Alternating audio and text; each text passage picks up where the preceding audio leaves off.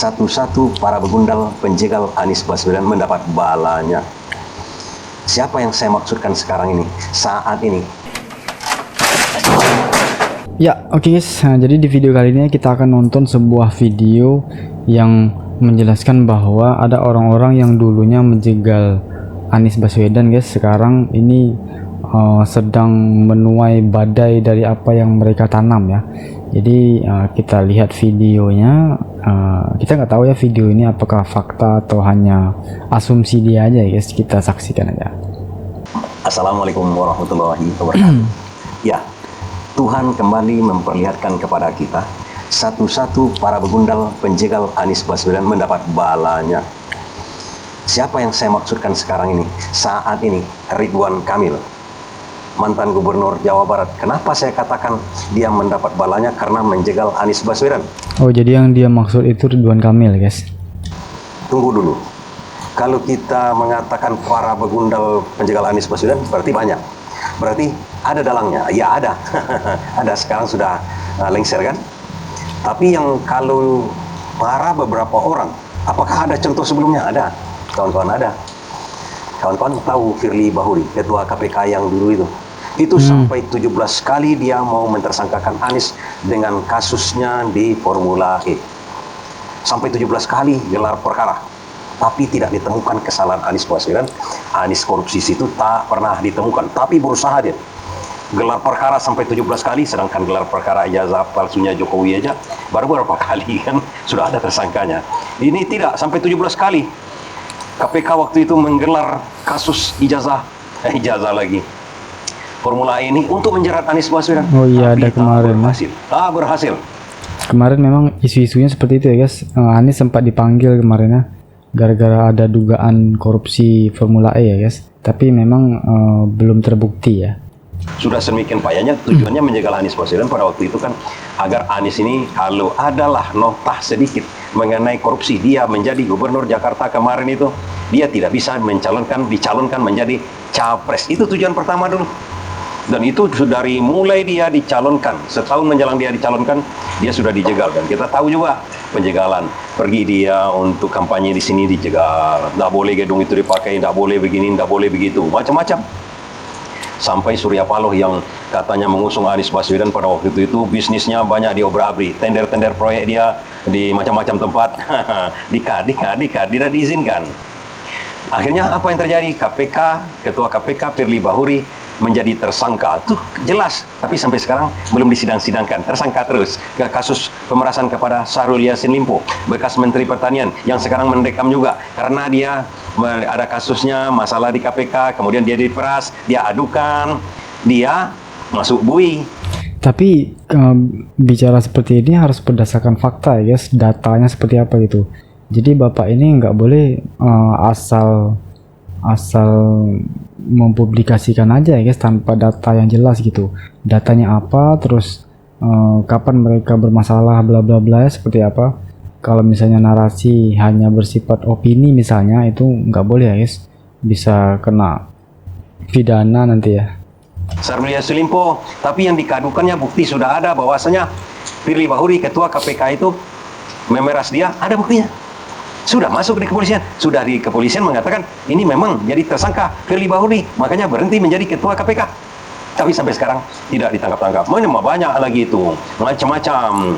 Siapa saya satu lagi itu yang berperkara dengan Roy Suryo hilang kan?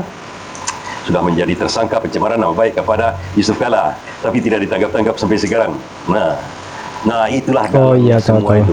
Nah akhirnya itu kan kemarin sempat berdebat dengan Roy Suryo ya di TV ya kemarin ya.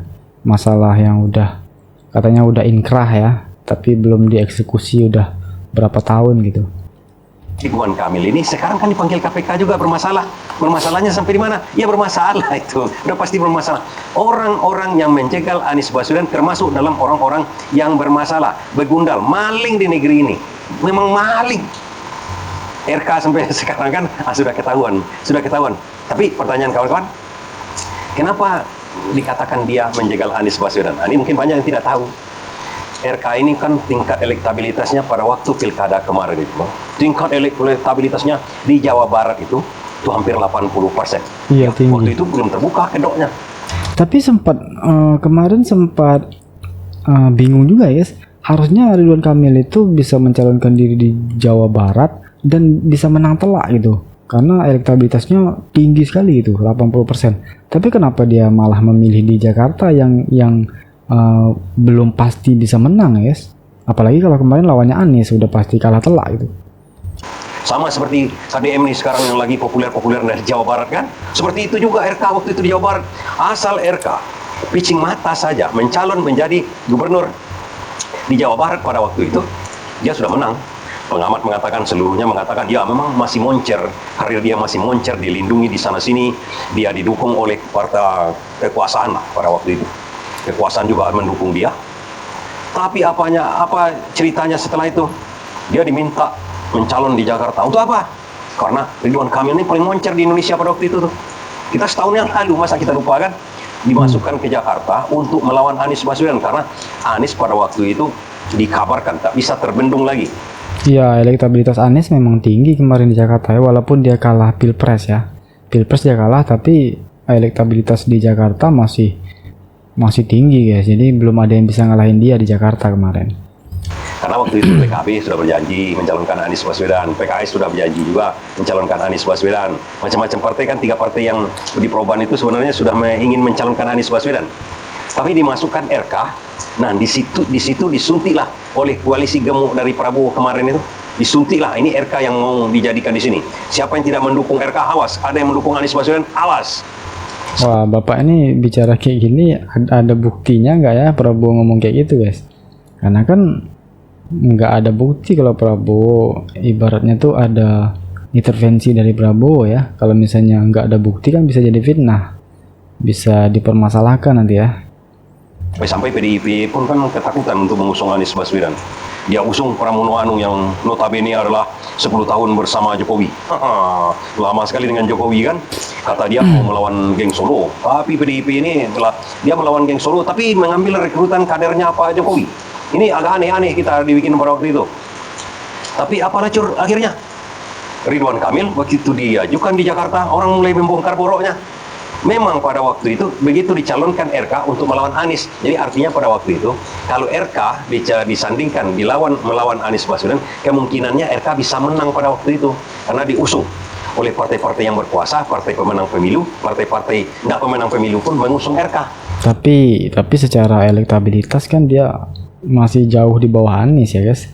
Apalagi orang Jakarta itu tidak terlalu bersahabat dia dengan Ridwan Kamil yang notabene bobotoh ya kalau namanya, pendukung tim bola sebelah ya. Mereka kan beda jurusan ya guys, beda aliran bolanya ya. Itu mendarah daging ya fans bola itu ya. Cuma rakyat Jakarta tak menginginkan RK.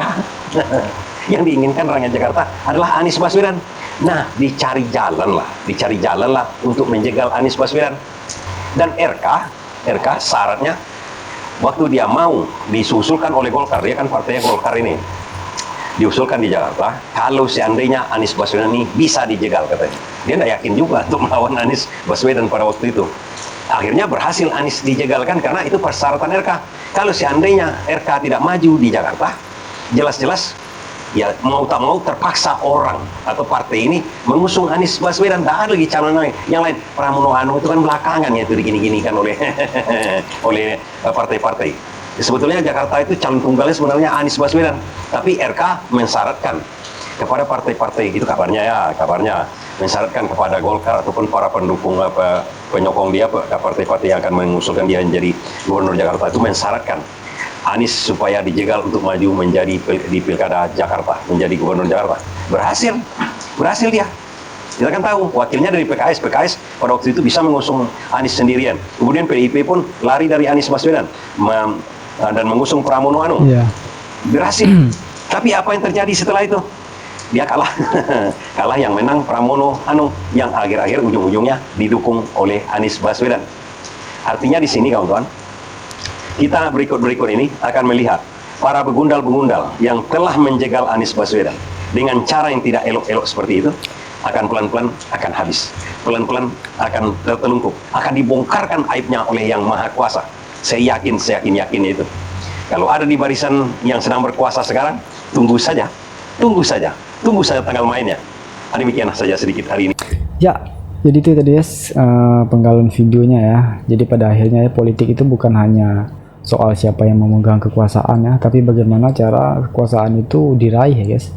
Jadi misalnya niat kita itu yang kita bawa adalah niat kebaikan ya, maka jalan akan terbuka ya, percaya ya. Namun jika cara-cara yang kita gunakan itu tidak pantas, maka waktulah ya yang akan mengadilinya ya. Jadi bagaimana menurut Anda? Apakah Anda setuju ya? Kalian setuju dengan video tadi? Tulis pendapat kalian di kolom komentar guys.